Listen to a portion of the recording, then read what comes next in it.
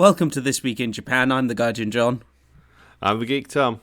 And together we make up Geeks and Gaijins, and we bring you the local news from all around the land of the rising sun. Tom's sitting in the UK. Hello, UK. Where he is severely underpaid and overworked. And still not vaccinated. And I'm here in Japan, being both overworked and probably overpaid. So... it all balances out then, doesn't it? That's how balance works. But this week... Is it how balance works? I don't know. Well, this week, there is a show for you, because otherwise the rest of this would just be like minutes of silence. And no one wants that. No one wants silence. No one wants to be alone with their thoughts for any significant amount of time. I mean, like, that's why I literally have podcasts going every single minute of every single day. Fun fact about the Geeks and Gaijins podcast, we actually started it so John wouldn't be alone with his thoughts. That is uncomfortably true. And to get away from that uncomfortably true thought, this week we have the police are sad that asking people nicely doesn't seem to be quite enough. Mecha death threats. The possible loss of a robotic icon. I put the straw in some strawberries. Policing those terrifying elementary students. The cute or crazy room. You decide. And old person vaccination queues. Oh, and all new, all anti-COVID plus Olympic events. Woo, because this is the Japan we live in.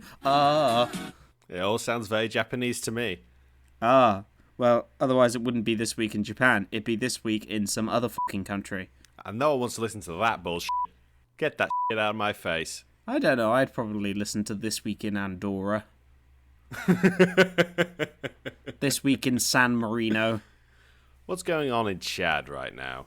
Has anyone checked in on Chad? Is there still a civil war going on there? Oh, let's probably not find out. I just like the country's name. I don't know anything about it other than that it's called Chad. Well, last month the president was killed by rebels. Oh, fun! Isn't the rest of the world exciting? Whilst he was leading troops, I think, if I remember correctly. Oh, well, he was asking for it then. Should have worn a helmet. Well, first of all, to get away from this, it's time for Cute Corner. Aww. Or Slightly Crazy Corner. Spice things up a little. Don't want you getting too comfortable with the Cute Corner every week. Well, that was the whole point of it. It was supposed to be...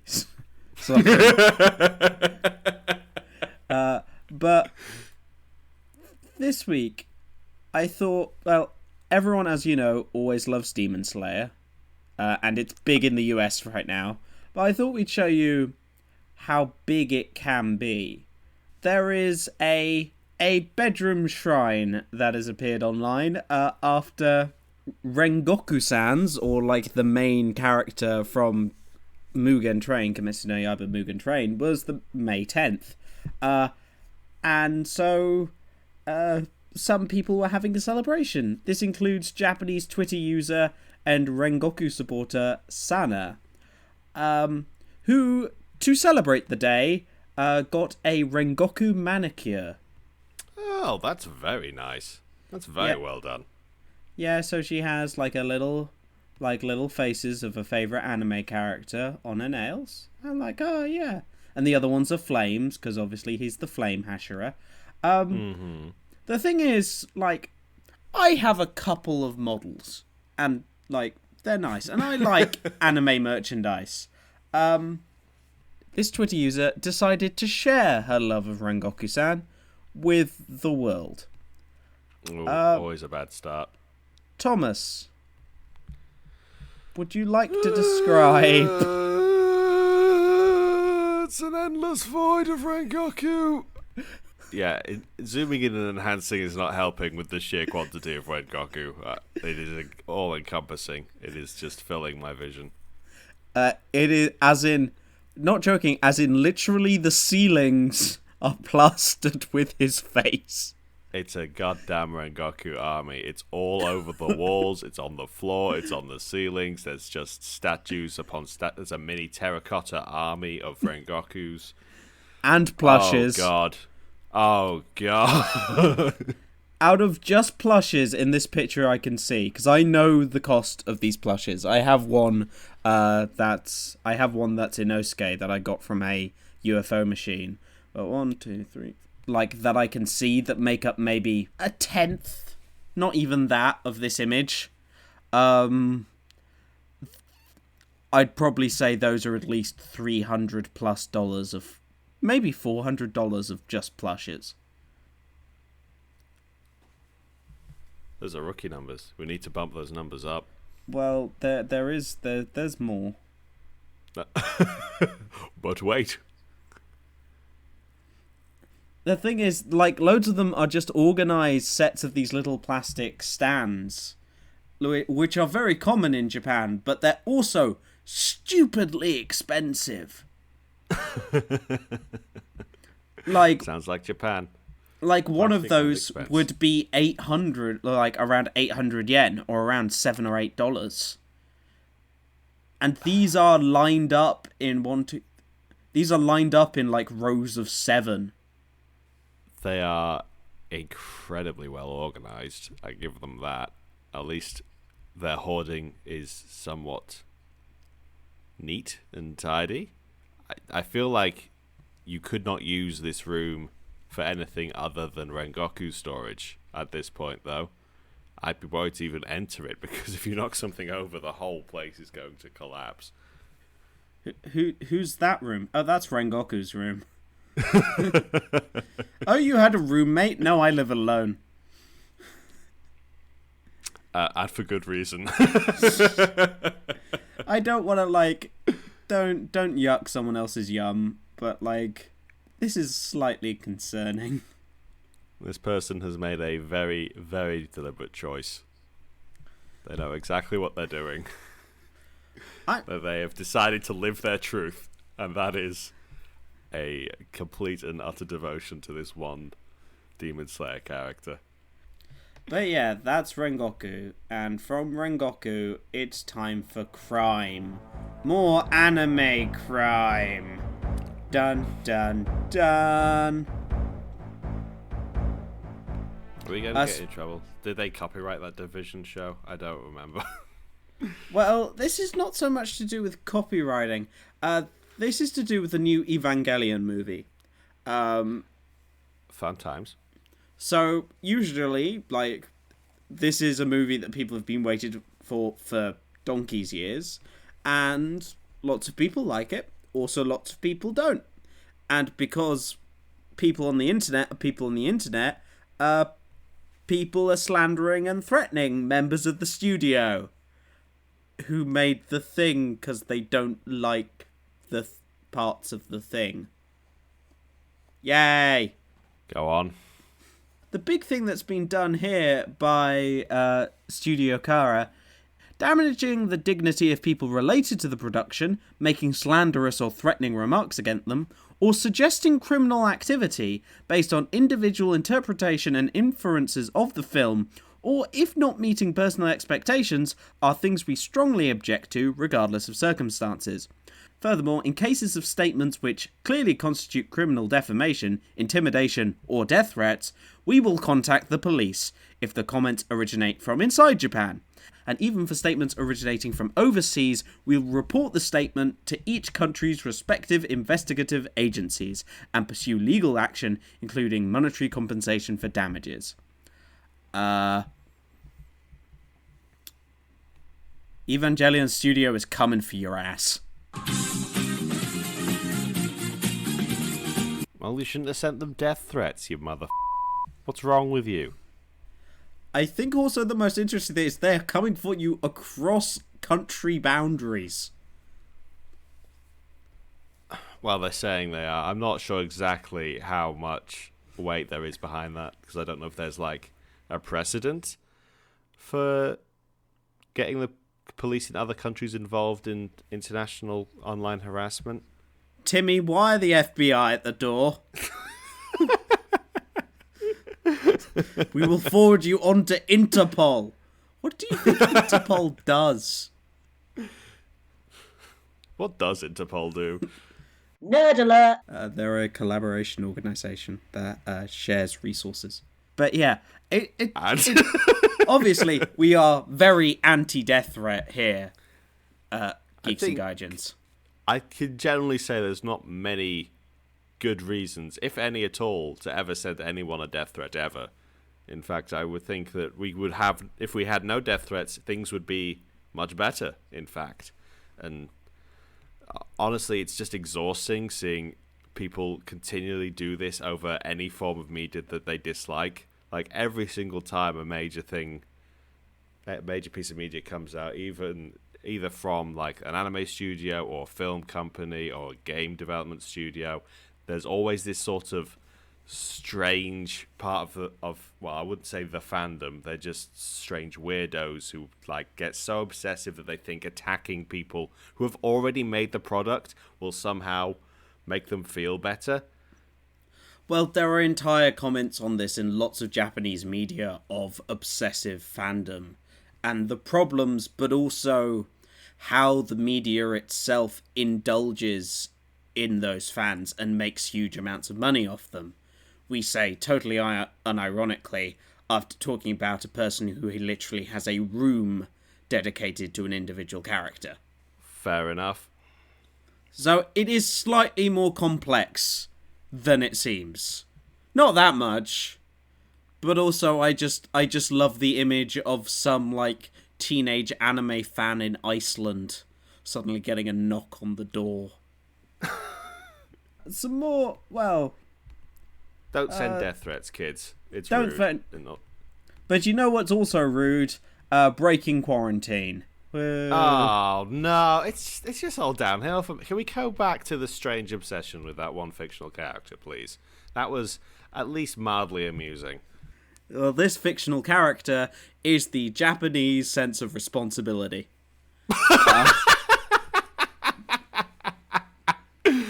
Oh, no. Well, I will say, when we're saying 300 people, despite a lot of the Japanese media that basically the source of corona is foreigners, travel to Japan is severely limited for non-Japanese citizens at the moment, unless you are specifically on business. However, most Japanese people can, and a lot of people have been traveling in and out of the country.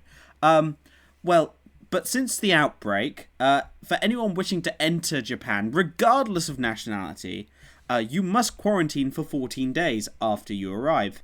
New arrivals must report their current location daily, using an app on the smartphone, and they must respond to daily health check questionnaire. Immigration officials may also use video calls for new arrivals. However, and also anyone arriving from abroad, Thomas, I'll get you, is required to sign a written pledge at the airport promising to follow the rules. Is that legally binding? Well, we'll see. Because according to the Ministry of Health, Labour and Welfare, these rules are being broken by up to 300 people each day.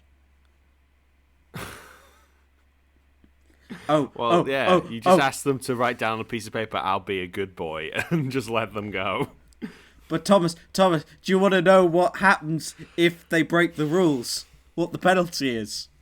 Let me guess, jack or a small fine. You get your name made public. Oh, we're doing public shaming now, are we? Japan loves public shaming. Oh boy, because if I just into the middle of a city, I'm going to be real worried about everyone knowing my name. Well, the main thing is that, like, if you're a foreigner, you're probably following these, because if you don't, you can get your visa revoked.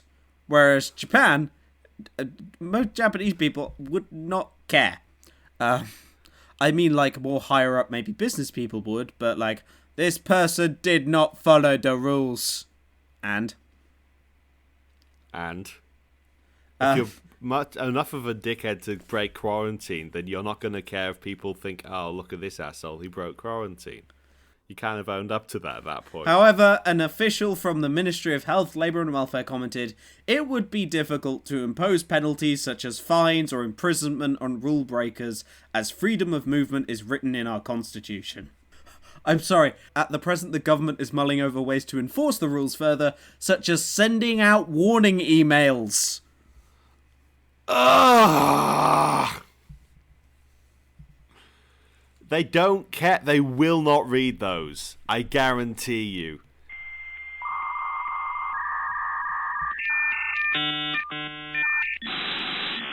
There's some quotes from foreign nationals who have come back to Japan, saying, I've been back in Japan for 9 days now and haven't received a single questionnaire by email.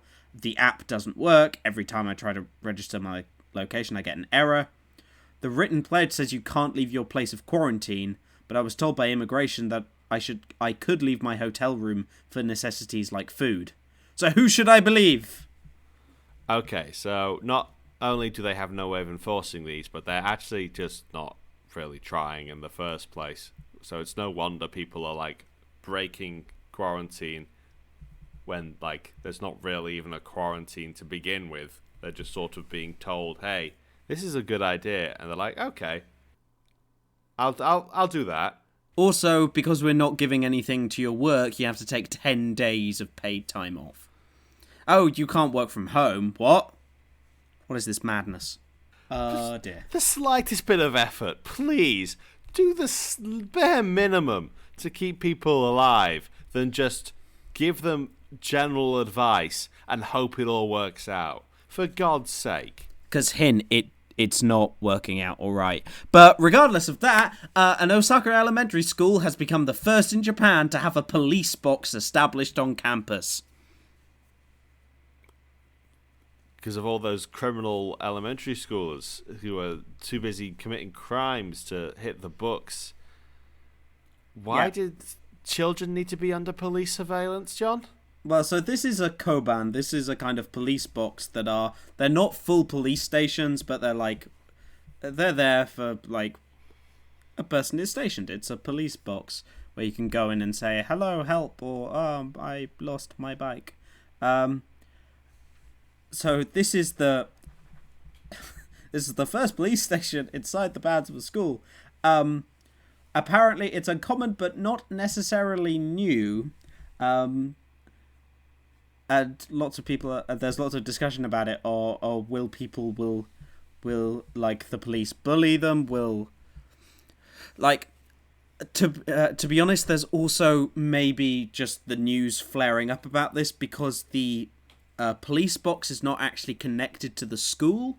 It's just on school grounds, but its entrance just opens out to the road. So it's like a separate building. It's not actually like integrated as part of the school. They're just like, hey, here's some square footage that the school's not using. You can have this. Yes, well, we don't know, and they don't know how involved the police are going to get with the school. So apparently, some people, well, this article speculates that the reason the Board of Education might have chosen for this police box installation is that in 2001... 2001, John? 20 years ago, John. An elementary school in Osaka Prefecture's Ikeda City, where this is happening, was the site of a disturbing stabbing incident which left 8 dead and 15 injured. And? So they see the Koban as they see the police box as a preventative measure. To something that happened 20 years ago? Have there been more stabbing incidents since that are like, oh, this is just a knife hotspot, this place. We got to put the police on this. Or is Japanese bureaucracy just so slow it took them 20 years to get the permit? I think it's a little column A and a little column B.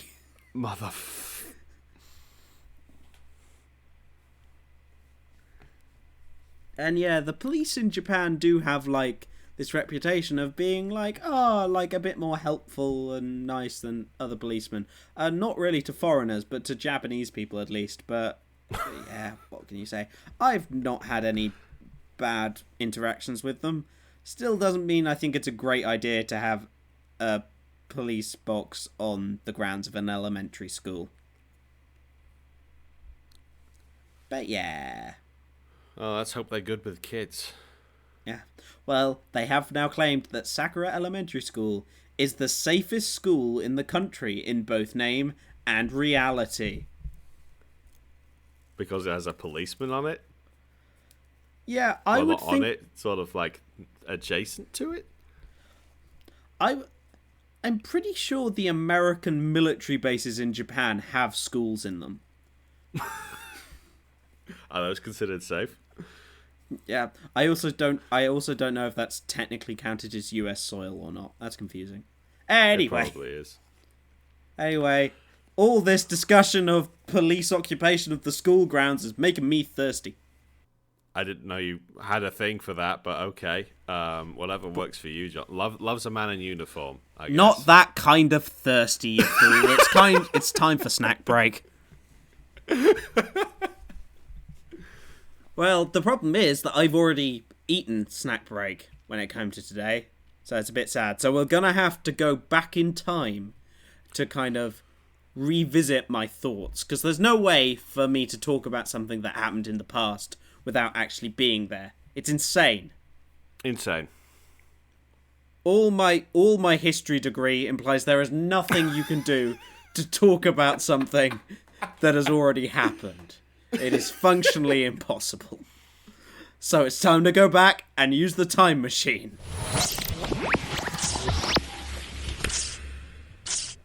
Oh, and we're back at yesterday. Oh, it's nice. I'm out currently at Starbucks because I'm glad I'm out, because if I don't know what would happen if I interact with my past self.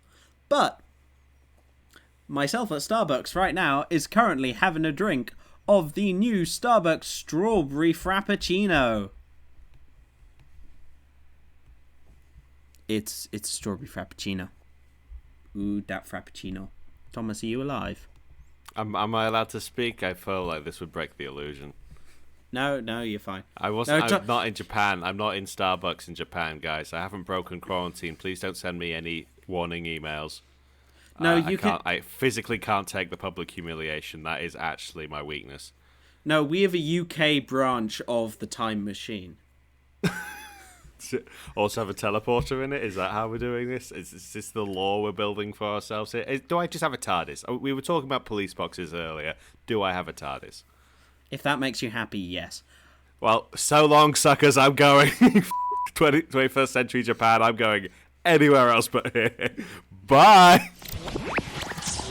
Well, this was a rather lovely... Thomas, come back. Okay, back. fine. I'll let you enjoy your Frappuccino. Thank you. Well, this is my lovely Strawberry Frappuccino, which is just called Starbucks Strawberry, because they couldn't come up with a different name. And it is just... It's how can I describe it? It's a Frappuccino that's strawberry flavoured, but, like, they've used actual strawberry bits in it. And I will say, right now, as my other self is drinking it halfway across town, it tastes of strawberries.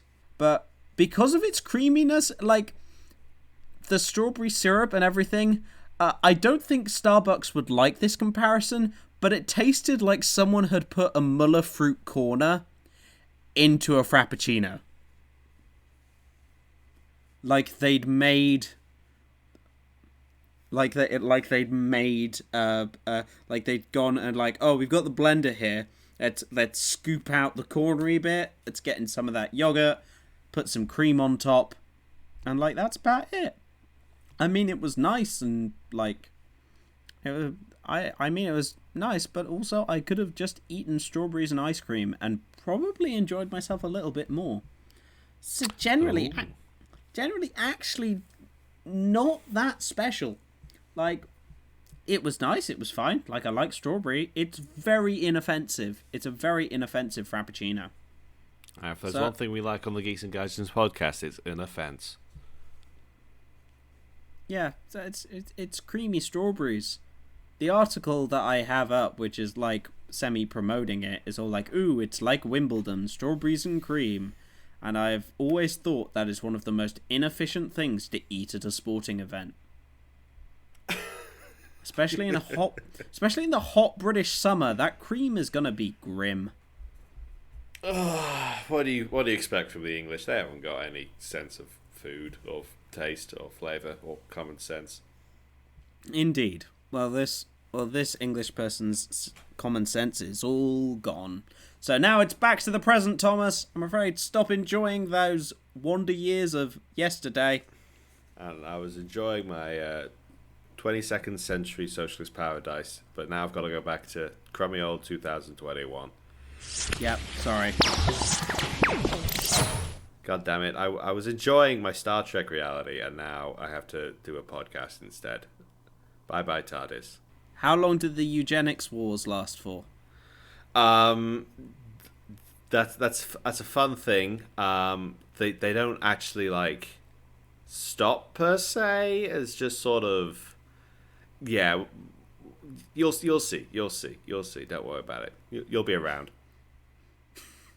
Star Trek references. Oh dear, if we couldn't make this podcast any more niche. Well, regardless, it's time for, Thomas, you might be unaware, but Japan is not doing great at doing all the vaccine stuff. And oh no, what a shocker. How could this happen, John? And also, I know I sound like a broken record, and also the Olympics is still ongoing. However, the Japanese public are starting to get a teensy bit annoyed. They're getting antsy over there.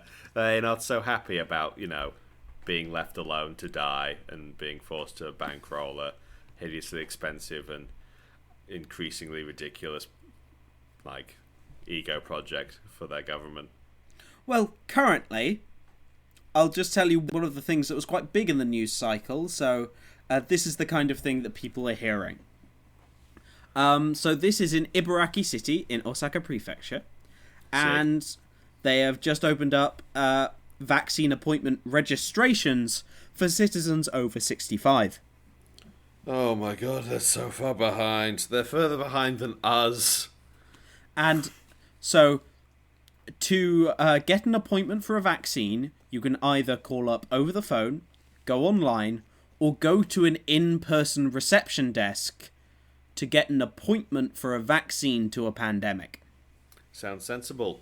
For people over the age of 65, and therefore are unlikely to be able to use the version over the phone or online. Officials expected the reception desk to draw crowds, however, and therefore installed a system of distributing ticket numbers to those waiting in line, to prevent seniors from having to stand in a line for a long time.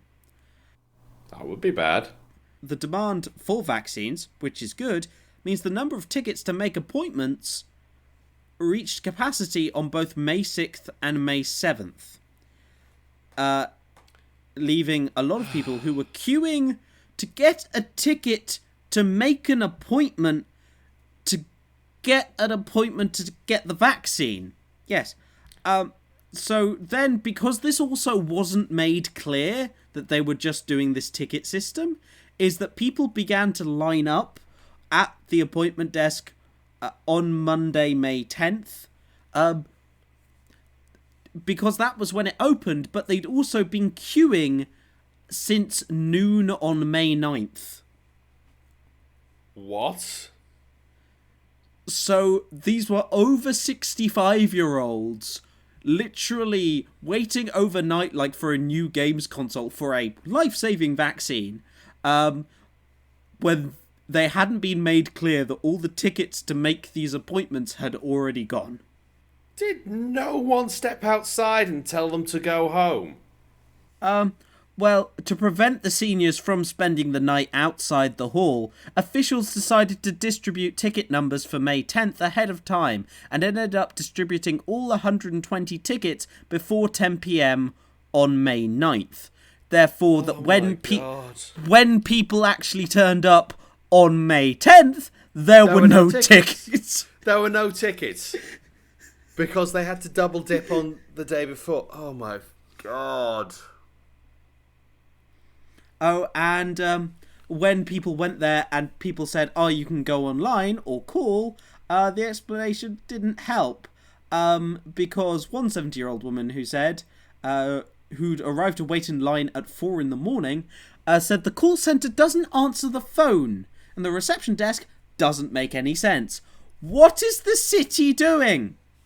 Some of the city staff said, we set up the reception desk for those who can't use the internet well, but it ended up with long wait times. Out of consideration for the health of our resident, we decided to close the reception desk. So, any of the old people who weren't lucky enough to get a ticket on the days the reception desk were open now have to deal with either a phone line that doesn't work or the internet, which they probably don't understand because Japan, something, fax machines, something. Yes, but I'm 24 years old. I don't understand the Japanese internet systems. Yep, that's also very valid. Oh my God.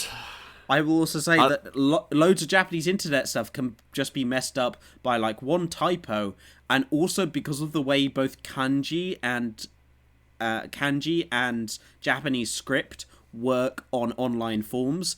Sometimes stuff has to be done in half-width type, and sometimes it has to be done in full-width type, and sometimes it doesn't even tell you that until you've gotten it wrong. And you have to type it out all over again? Oh, I mean, of course! There's no way to just switch between the two? I don't know anything about Japanese internet or Japanese writing. So, yeah. Is the city actually trying to help these people, or are they just trying to, technically do their job but put in as little as effort as possible? Well, currently there are some people trying to explain why Japan has been so slow to roll out vaccines. And they're generally all a bit rubbish. A lot of them are partially to begin with, it's a melange of factors. This being that, one, Japan took a couple of extra months to accept Pfizer's results. So I think it took an extra 2 months to grant its approval, which they say is much faster than the typical 1 year it takes for foreign drugs to be accepted in Japan. The vaccines also made by Moderna are not approved yet, and the other ones still aren't approved. And also, there's an issue with vaccination in Japan regardless, that basically because of a case about 30 years ago, the Japanese government are really, averse to being responsible for vaccines. Because basically after a court case that made the government liable for some side effects due to some vaccines in the 90s, the government was like, oh, we don't want to be responsible for anything. So even like the HPV vaccine, which is very common in most Western countries to protect against cervical cancer, is not recommended anymore by the Japanese government. You're in the fucking government. What are you doing if you don't want to take responsibility? Why are you there? This is Japan, Thomas. No one takes responsibility for anything. We're not helping there, so there is very limited infrastructure for handing out vaccines to begin with. After that, though inoculations started in Japan and in mid-February, only about 1% of the population has been fully vaccinated, less than a third of the prioritised 4.8 million medical workers.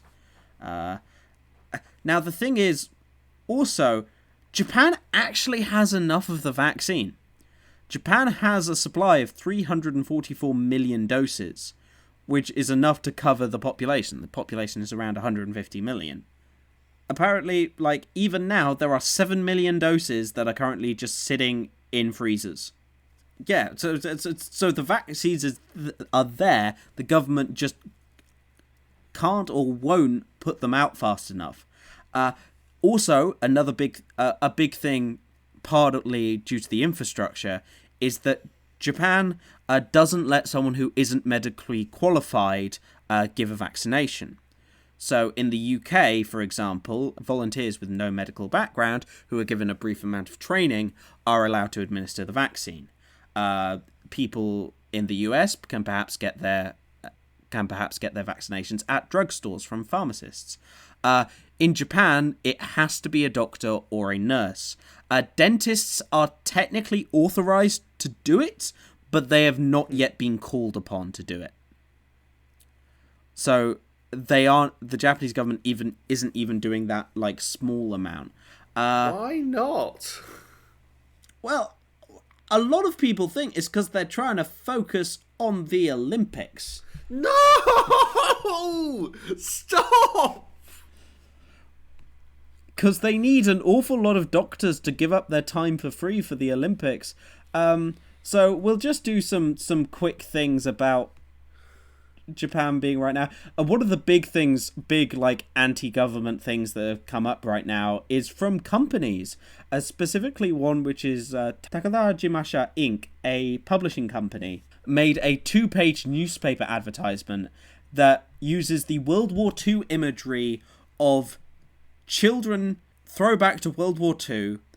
Fun times.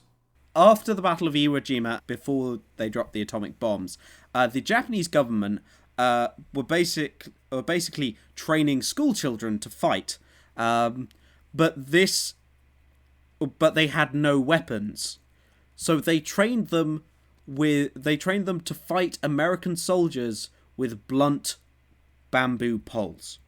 And so it basically has become an iconic image in the Japanese psyche of the utter failure and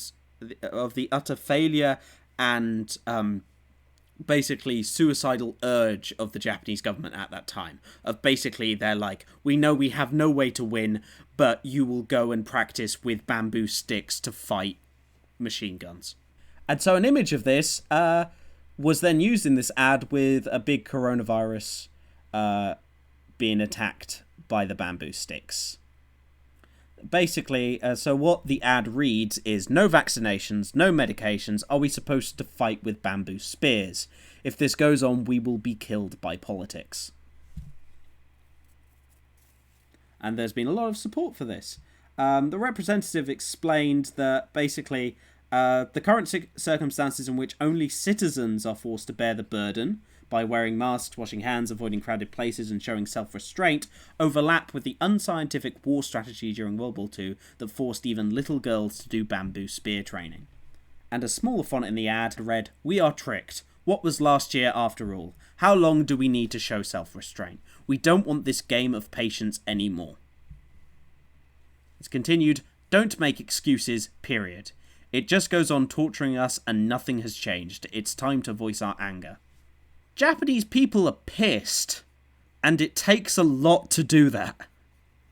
Yeah, they're quite rightly pissed. I'm pissed. I don't live there at all. It's just an infuriating scenario, even if you don't have to live through it. And it will and has got people killed in Japan.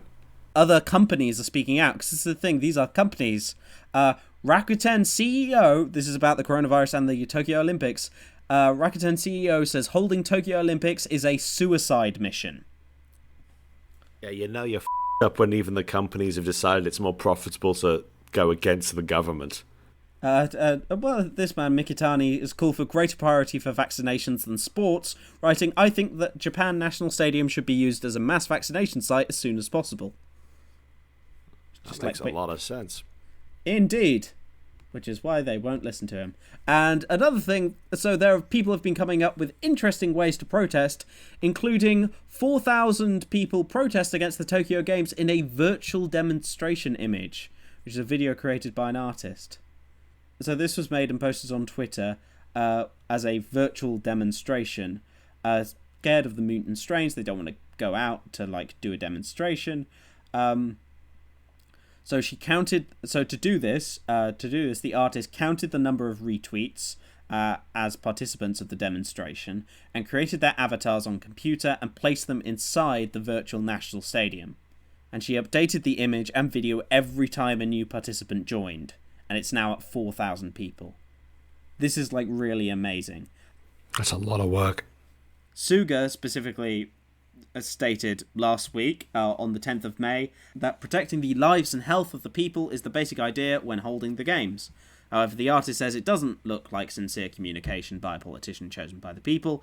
If he wants to make routine responses, wouldn't it be better to have an AI device to do that? Burn! The artist intends to take action until the Olympics is cancelled or postponed again. I'd like to continue to explore various ways of showing and creating work that convey the voices of the people. So this is the artist Sako Fujishima, which I recommend you can have a look at. Obviously, it's all in Japanese. Sorry. But I think it's a great example of how people are being, trying to motivate more, and who are trying to motivate and express their anger. Because obviously people can say, oh, just retweeting doesn't mean that you turn up to a physical demonstration. But also, you really shouldn't be turning up to a physical demonstration right now because it's a goddamn pandemic. Or I know there are arguments about that. I don't want to get it. I'm talking more specifically about Japan and the Olympics. But yeah. And just final sad news. Sad news. Well, we're not sure whether we can talk about coronavirus. It's killing people. It's killing. It might even kill the Olympics. God forbid. But it might have killed Shinjuku's robot restaurant. What is this, John? So this is somewhere I went. What is it? I went 3 years ago.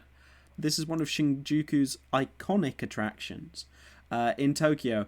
This is a robot restaurant, in which basically you sit down and watch a live action flashing lights robot Power Rangers kind of show.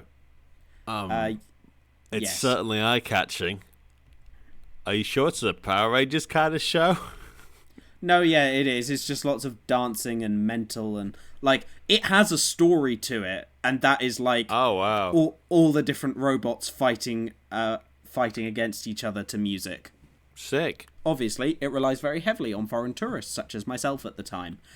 So it has been temporarily closed since April last year. What has essentially been prompting this possible discussion that it might have closed permanently is that the huge giant sign outside the premises has actually been taken down. So, which is a very big saying, "Robot Restaurant!" Boom! And it's just been taken down by a truck with a crane. So people are like, oh, does that mean it's over? Is robots over forever? Didn't realise that the coronavirus could kill non-organics, but apparently even the robots are not safe from a virus. So indeed, there you go. So there's not been a response from the robot restaurant at all. Some commenters were saying online that they said that due to the shows being suspended indefinitely, the signboard was removed because there might have been a problem if it fell down because it wasn't getting its regular maintenance with no one there. Which makes sense, and also this is the kind of thing that obviously I don't want to pretend like I have insight into the mechanical robot show biz. But when it looks like it's not maybe even another year until Japan can welcome back foreign tourists, I'm not surprised that they're going for a more semi-permanent shutdown. But hopefully it will be back, and hopefully, Thomas, I can take you there. Did you enjoy the show? It sounds like you did. It was surprisingly entertaining. I think I have a picture somewhere of me at the show, because you have you get it goes all dark, everything's all flashing lights, you get glow sticks and stuff. It's you don't really eat there. It's a restaurant in name only. You can get a meal ticket, but I wouldn't recommend it. Is it expensive? So the show itself priced at about 8,500 yen. That's about $80. But it's it's a show. It's a big touristy show. And the meal is extra. Yes, the meal is extra. Okay. Just go get a crepe. You'll be fine. But no, with the robots dead and the humans angry at the government, only time will tell. to see what's going to happen. And that's the end of the show today. Again, another sad ending, because... Japan! Oh, final thing I also didn't mention, because I forgot. 352,000 signees, Doctors' Union heightens calls to cancel Olympics. So the doctors are getting in on it as well. It's not just annoying British podcasters. I mean, what options does the government have if those doctors that they're relying on to make sure the Olympics can go ahead just say, no, we're going to go elsewhere and vaccinate the citizens you've been ignoring? What do they still try to host the Olympics? Or do they call on the dentists union and hope that they'll be more open-minded about the whole thing? Okay, so the head of the union said, I think, the best response that I've heard from this entire thing. Well, he said, first of all, that this is a tough thing for athletes, but somebody has to say it. And he says that even doing it with no spectator measures would be inefficient. He says, it's like a big tsunami is approaching, but they say, it's okay if we run to the second floor. Yeah. Mm-hmm. And also he criticised the plan that Olympic athletes would take PCR tests every day while they're in Japan. Because also he's like, oh, by the way, there's not even regular testing for medical workers right now. It is utterly asinine that the government is relying on these doctors and nurses to come forward to help them with the Olympics when the government isn't even willing to look after the doctors and nurses in the first place. Yeah. And no wonder they don't want to be involved in this anymore. It's actually put them at risk as well. Because the government refuses to... Well, the government would refuse to take responsibility anyway, but they've been using this Olympics as, like, an excuse for, like, over a year now for why they don't have to do anything. Which is arguable if they should have done more things, but... Because basically, for anyone saying that Japan is currently in a state of emergency, the goggles, they do nothing. It is... Yeah. It is in name only. But yeah, what a happy ending to the podcast again. Even the snack break this week was kind of disappointing. But where can they listen to us more having fun? If you want to go and find some more positive Geeks and Gaijins content, you might be able to find us on iTunes or Spotify or YouTube or other platforms that host podcasts. We try to get onto as many major platforms as possible. If we're not on one that you would like us to be on, let us know. We'll see what we can do. You can email us at geeksandgaijins@gmail.com. I do recommend Thomas's very entertaining presence on Twitter, which is at @ggaijins. He is very funny, which I am not, though I am on Twitter at John Gombe. There is also, of course, our Facebook, which is Geeks and Gaijins. There is, of course, also our Twitch and YouTube channel, which is twitch.tv/Geeks and Gaijins, or YouTube, Geeks and Gaijins, where you can find all this stuff and even more, even Thomas's beautiful, beautiful video essays as well. Thank you very much. And if our plans for tomorrow go ahead, there'll be a VOD up on Twitch for you. Fingers crossed. Well, for about a week and a bit after this podcast comes out, so go and watch it whilst you still can. Because why not? Why not? Why not? What else are you doing? Have you got anything better going on right now? You're stuck inside. Come on. Also, you can find a picture of me drinking a strawberry frappuccino with my new haircut, on my Instagram, which is at the Gaijin John. After that all, thank you everyone for listening and staying with us. It's a crazy world, but we'll keep on chugging forward. And we'll see you next week in Japan.